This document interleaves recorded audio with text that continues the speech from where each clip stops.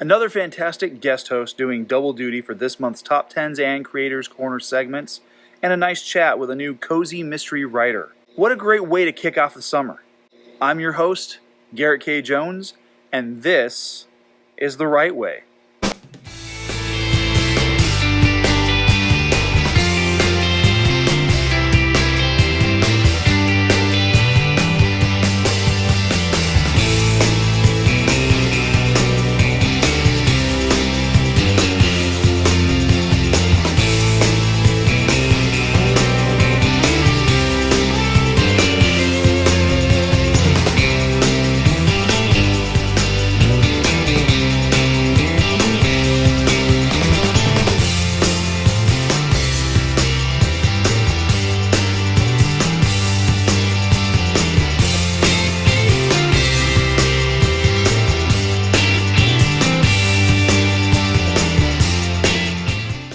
Hey, welcome back to The Right Way, where we talk book recommendations, author interviews, and creative writing tips. You might be noticing that I'm sitting a bit poolside at the moment. I am indeed sitting by the pool. I'm just trying to enjoy the early days of summer before it gets too hot and I burn to death under the sweltering triple-digit heat. I also thought being outdoors might be a fun change of scenery. Sometimes it's necessary to get out of the stuffy studio and get away from the green screen so I can just enjoy the greenery. Now, if you haven't done so already, please make sure to hit like, hit subscribe, and click the bell for notifications on new videos just like this one. I've got awesome new segments this month, but I want to share some important announcements with you. First up, this month's live stream will take place at the usual 11 o'clock hour on next Saturday. I will be streaming again from the Hanford branch of the Kings County Library as I host a new creative writing workshop focusing on the aspects of writing science fiction. Now, if you're unable to join in person, the live stream will be available. But if you miss the actual live stream, you'll be able to catch it a few hours later when the replay becomes available. Second, that brings me to the calendar for the month of July and the wrap-up for Season 7. There are 3 episodes dropping next month. July 5th is the regular July episode featuring new content for the Top 10s, Author Awareness, and Creators Corner.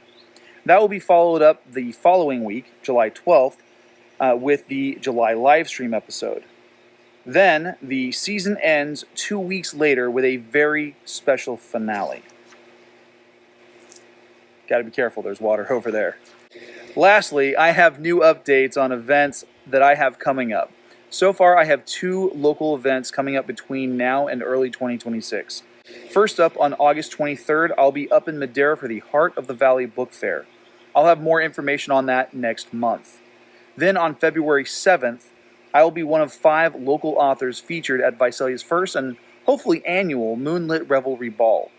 This is 1 part fantasy convention, 1 part elegant evening of dining and dancing. Tickets for the Revelry Ball are currently on sale.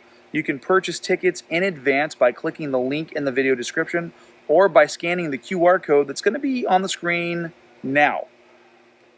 Now.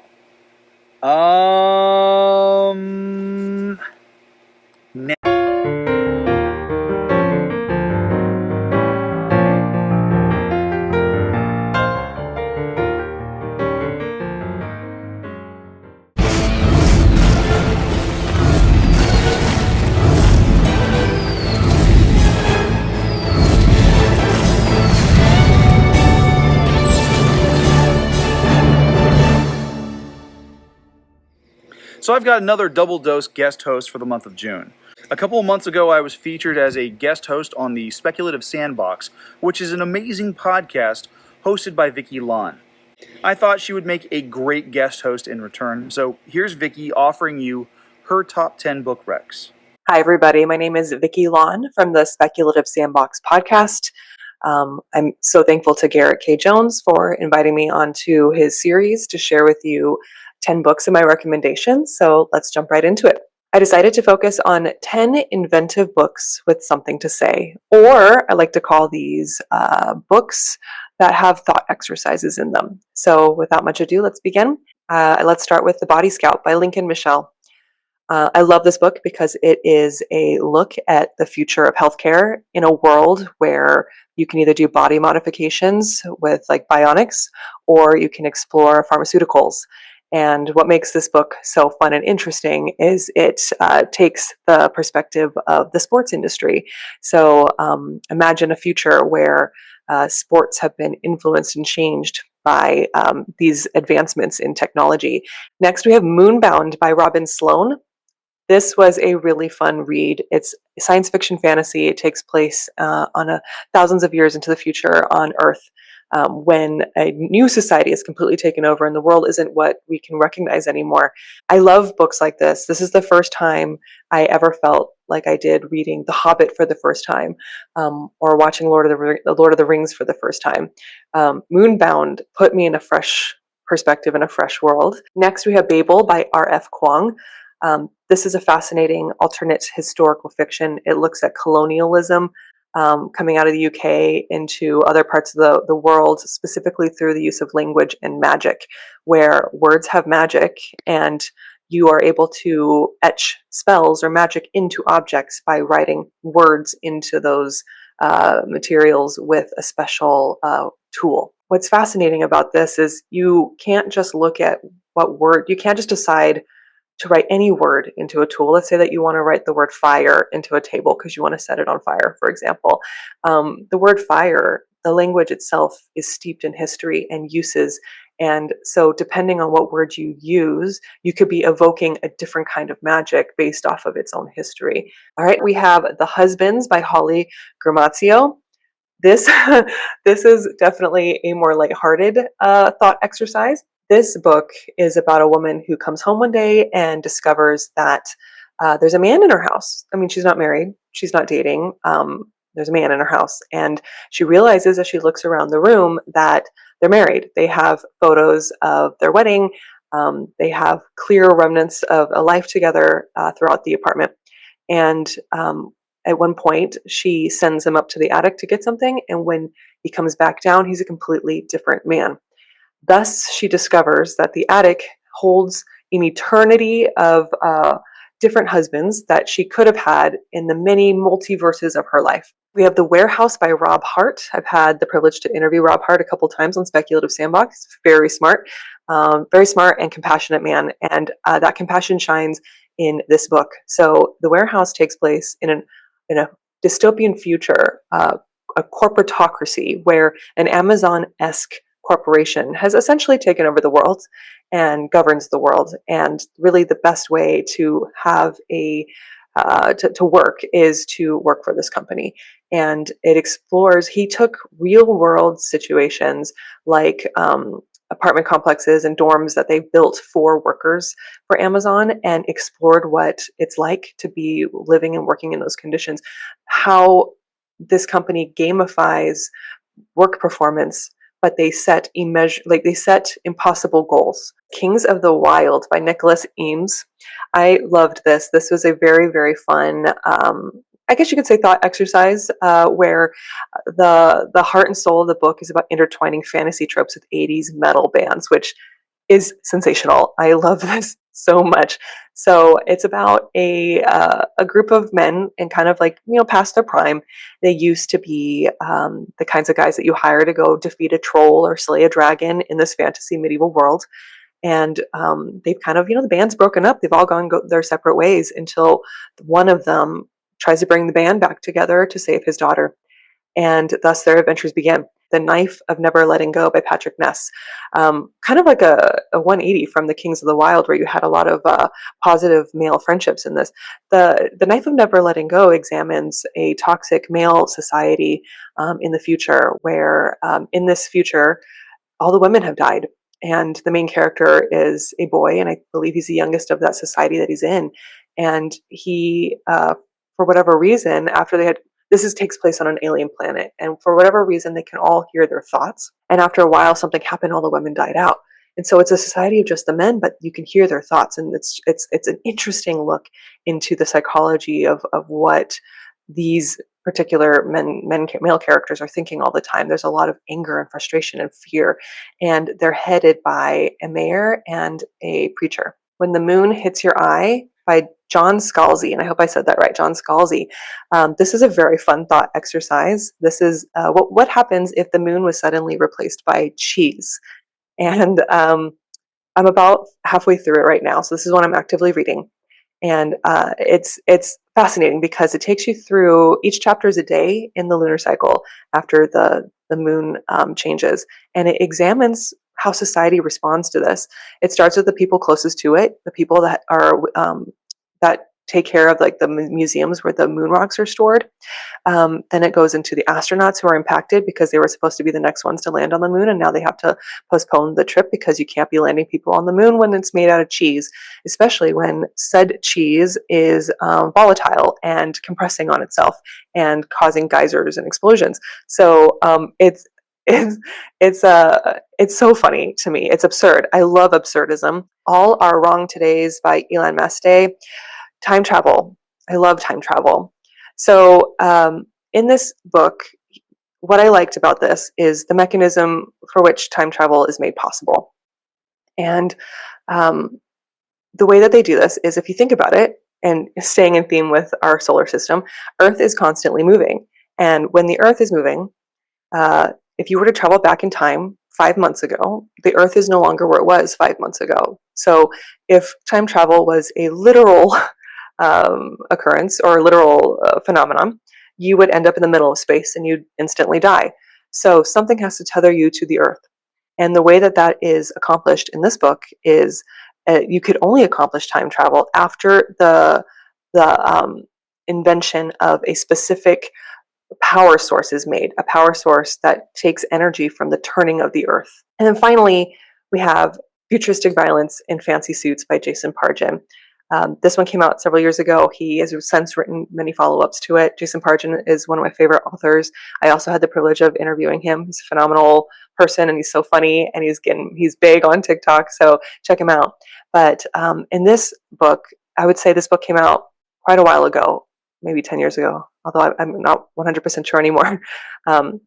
He talks about the Blink network, where everyone walks around with surveillance glasses, and that's what they use as their cameras to film anything that they're doing. 365 days a year, 24 hours a day, like it's just constantly on, and that becomes a new social media. But as a result of this technology, privacy is completely gone. And so if you're a person on the run, which our main character is, there's no way to escape, because as long as there's someone around, there's someone who's picked up on your whereabouts. Well, there you have it. Those are my top 10 books right now. Top 10 books with something to say, or top 10 books with very interesting thought exercises. I'll have more from Vickie in just a moment, but if you're interested in her recommendations, you'll find those titles and their ISBN numbers down in the video description.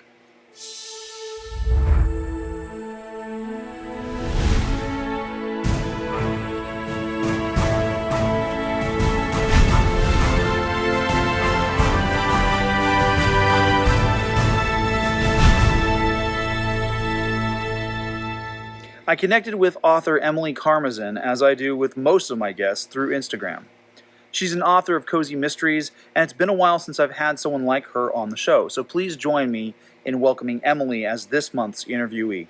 Emily, thank you for agreeing to do the interview. It's great to have you on the show. Tell me about your work and what it is that you write. Oh, yeah. Thank you so much for having me. So I write into very different genres. I write mysteries, which have a tendency to more cozy, and then urban fantasies, which are not cozy. There's a little bit more, as some of my readers said, a little bit more spice, a little bit more darker side in the urban fantasies. And so it's two very different sides, but I like to think that, in most of us, there are two sides, and it's good to explore both, or many, depending. That's awesome. So when you say cozy mysteries, I had someone on the show a few years ago that did cozy mysteries. That's more like the kind of stuff that you would see on like Hallmark Channel, right? I like to compare. I like to say my Lexi and Zelda books are very more Murder, She Wrote. Okay. Meets like Golden Girls, Supernatural. There's always a little bit of a undercurrent a supernatural thing in there. But yeah, much more of a murder she wrote. It's much more of kind of like a retro vibe.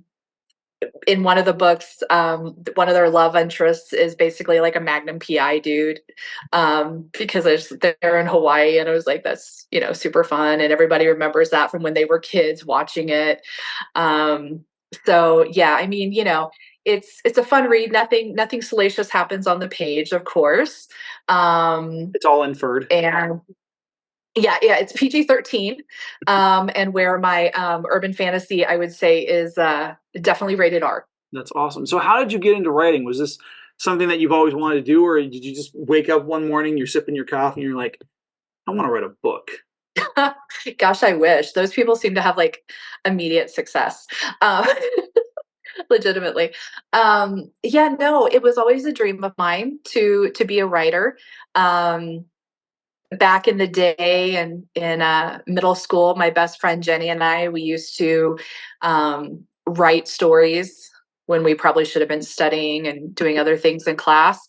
And we would get on the bus to ride home, and we would switch stories. That's cool.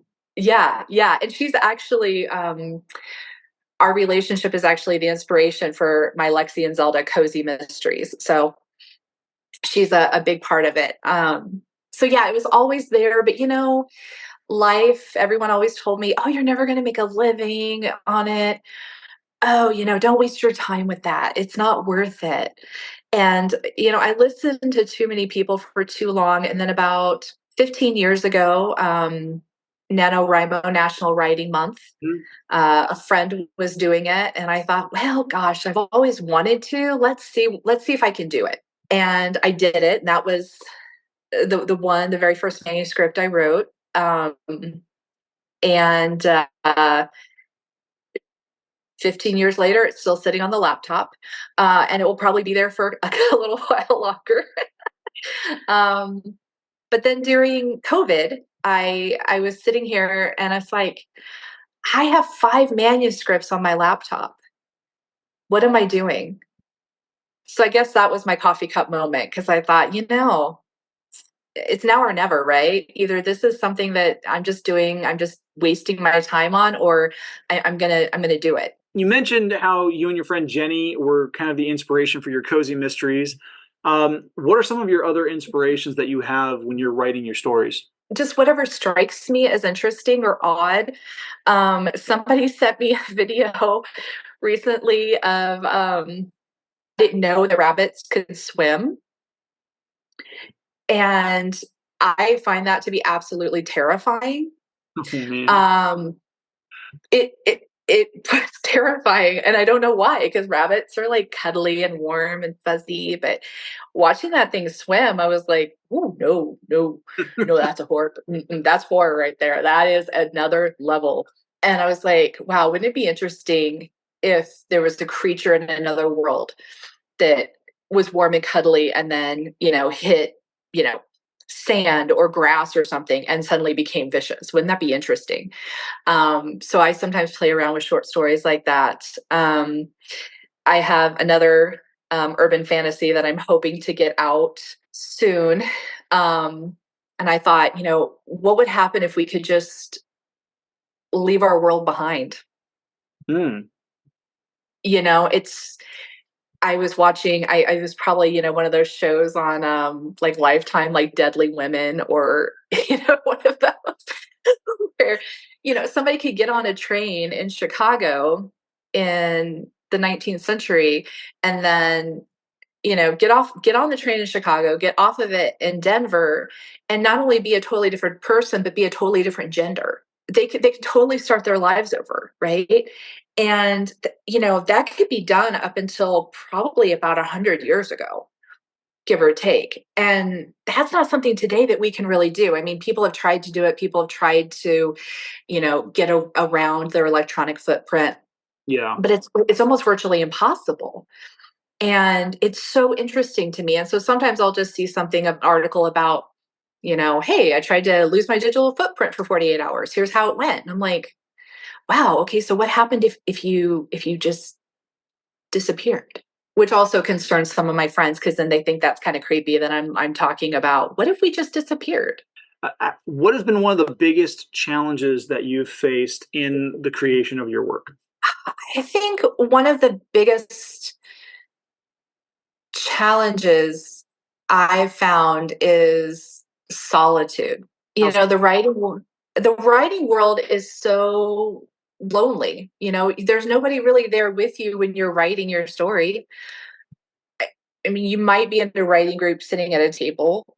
You might be in a coffee shop or, somewhere, but it's really just you and the page. You have to figure out how to transition from solitude through the self-doubt to the socialization part of it, where you get into your critiques, um, eventually get into hiring or working with an editor and querying and, things like that. And so it's almost like different parts. I have to think of it as like different parts of my brain. Like I'm activating different parts at different times. Yeah. Because there's times when I'm actively writing, I'm actively editing, I'm talking about writing, I'm learning, and we spend a lot of time alone as writers and a lot of time just with the page, the blank, sometimes blank page. And then the self-doubt, is it ever good enough? I mean, at some point, I think you just have to put it out there and, know that you did the best you can. So, what advice would you give to other would-be authors who are watching this interview and thinking whether or not this is the thing for them? Oh my gosh, it absolutely is. If you have a story that has not left you, that you keep thinking about, it doesn't matter if some people are like, oh, you have to tell your story. It'll change the world. Maybe, maybe not. Maybe you need to write that for yourself, but it has to be written.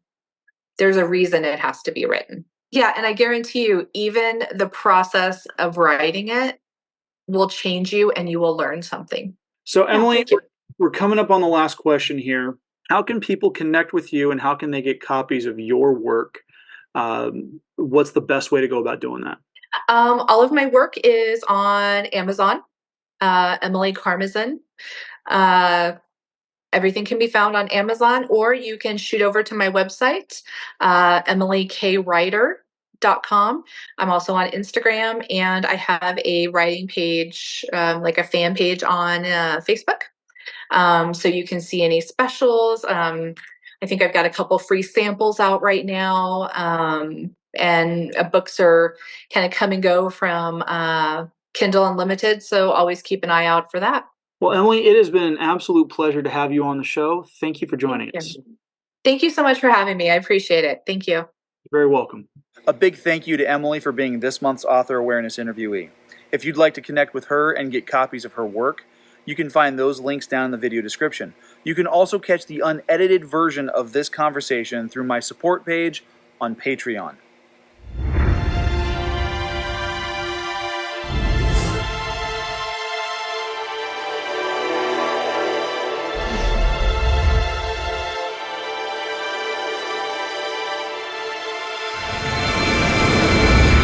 Alright, so Vickie Lan is back for Creators Corner. As an author herself, she has a wealth of insight to help creatives like yourself improve their work as writers. Hope her tips help you. Thank you, Garrett, for having me on your series. I'm very excited to share some writing tips with you. I had to think about this because one of the things I love to do is ask other authors and writers about their writing tips. And so I feel like I really like to learn from other people. So now that I'm in the seat to share my tips, I was like, it took me a while to figure out what I wanted to share because I wanted to make sure that I shared something that was authentic to me, was useful, hopefully, and didn't make assumptions about other people's writing processes. So what I decided to settle on today was how to stay interested in writing your own manuscript. Writing a manuscript takes a long time. If you are a genius and you can fly through your words, maybe it takes a couple of weeks. For me, it definitely takes several months. And so many things can happen in that given month. You can lose interest, you can get distracted, something huge can happen in your life, and you forget what you were working on. That happens to me all the time. So as I've been writing books, and I've written several now, I've come up with a couple of tips and tricks to how to stay interested in my own work. And so here are about 3 of them. So number 1, if you are bored, the reader is bored. And this is probably one of the hardest hits of reality. There have been so many times where I've been working on my book, and I'm stuck in a scene, and something is keeping me from moving forward, and I just can't stay interested. I 100% have lost interest. And sometimes that could be due to burnout. And sometimes that could be like you just happen to be in a slow point in your book, which makes sense. There's pacing that you have to think about. But sometimes that's your book telling you something, and your gut is telling you something. So when I say, how can you stay interested in writing your own manuscript? When you start to feel that slog, take a step back, maybe take a little break, and come back to it and ask yourself, why are you feeling that way? It very well can be because you are starting to go into a territory that is slogging the book. And if you're feeling that, your reader is going to feel that. So how can you spice that up to be more interesting for you? One writer had made a fun recommendation and I can't remember who it is, I would love to credit them, that if something isn't feeling right, just change the weather. And I did that recently on a manuscript. And luckily for me, the weather was an actual plot point and symbolic. And so if anything, I was like, this is the perfect opportunity to deploy that piece of advice. Let's change the weather. Other times it could be, let's change the starting point of the chapter or the scene. Let's change it to a different perspective. What character, let's put some action into it, or ask yourself, why is this losing my interest? Why am I bored? Are you repeating something that you've already said? And you're kind of sending yourself in circles. If you're feeling that, your reader's definitely going to feel that. So I think when it comes to staying interested in your own manuscript, be open to using that as a tool. Don't see it as something that's holding you back. See it as a clue for how you can unpack the next writing sprint in your process. Secondly, plan ahead, but not too far ahead. I made a huge mistake of trying to outline my entire book, and then it wasn't fun anymore. And I realized how much reading is an adventure for me. It's a process of discovery. And once I wrote the entirety of the story down, I lost the intrigue in my own story. Why is that? Probably because I felt like as I'm writing chapter 1 or chapter 2 or chapter 3, whatever chapter, I felt like I was just revisiting something I already knew and just moving my way through the paces. And for some people, that might be perfectly fine, and they like that sense of order. For me and for anyone else who finds themselves struggling to sit down and find inspiration or just motivation after you've already planned the whole book, you know exactly what you're going to write, but now suddenly you can't write it. I highly recommend maybe planning out the first act. Just the first act, and then a fuzzy idea of what you want the ending to be. And then the writing process becomes a fun puzzle on how you're going to get from point A to point Z. And that in and of itself becomes the adventure. And what's nice about keeping that ending kind of nebulous is that as your characters grow and you start to explore them and their motivations, you can continue to flesh out your own ending. You're not stuck with any set ending. This has helped me with flexibility. It's helped me to stay motivated. And when I'm really being honest with myself, that first book I wrote was with this mindset. And anytime I try to outline the entire book following that, just can't seem to sit down and write it. So I've learned that I need to keep a little mystery for myself. And then finally, my third tip, honestly, and this kind of went with tip number 1, but just walk away. Walk away with your manuscript. If you're starting to get pissed at your manuscript or bored with it, just leave, because sometimes there's so much going on in your own head. You've got to tackle so much with your life that you may be battling conflicting feelings or stresses that you don't realize that you're dealing with. And what's so great, and my favorite part about coming back to a book, is suddenly everything seems so crystal clear. This is always hard for me, though, I will admit, because When I'm in the zone, I want to finish. And books are like they're definitely a test in endurance. And for me, I've had to learn how to walk away, because if I walk away for like a week, I have that risk of losing interest, right? That my brain's like, okay, on to something else. But what I love about it is sometimes you do need to let your brain let go for a little bit before you can come back and you can say, oh, this, now I know what to do to make this better. Now I know what to do to get the momentum back. So I meant my advice number 3 and advice number 1 are kind of related, but I don't know. The writing process is super interconnected.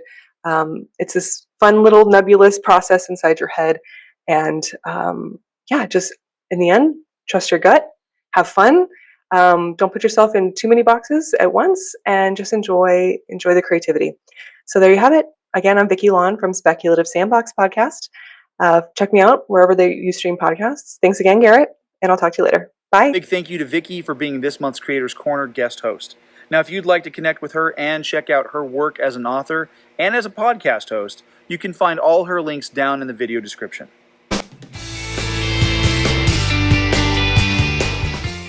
Hey, thanks for watching. If you haven't done so by this point in the video, please make sure to like, subscribe, and click the bell for notifications on new videos just like this one. If you're interested in being a channel supporter, you can find links for Patreon and the merch store on Teespring, or if you'd like to make a one-time donation, you can find my link for Cash App. Make sure to tune in next week for the June live stream. I'll see you then.